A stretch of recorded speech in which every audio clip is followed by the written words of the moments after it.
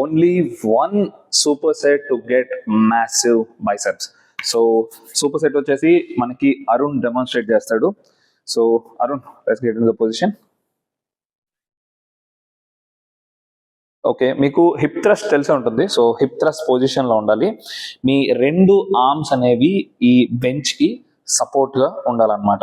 So take the dumbbell, curl. So only half curl. ఇది మీ bicep యొక్క length మీద టార్గెట్ చేస్తుంది అనమాట. Curl it. గుడ్. సి, మీ అప్పర్ ఆర్మ్ అనేది ఎలాంటి మూమెంట్ ఉండదు. ఓన్లీ మీరు కర్ల్ చేసేటప్పుడు మీ బైసెప్స్ యొక్క లెంత్ అండ్ పొజిషన్ మీద ఎక్కువగా టెన్షన్ అనేది ఉంటుంది. దెన్ ఇవి 10 రెపిటేషన్ చేసి then move on to the next position. Get up. ఇది సెకండ్ వేరియేషన్. ఇక్కడ నుంచి only curl half way. Good, very good. ఈ పొజిషన్ లో ఏంటంటే మీ బైసెప్ యొక్క షార్ట్ అండ్ పొజిషన్ మీద ఎక్కువ టెన్షన్ అనేది ఉంటుంది.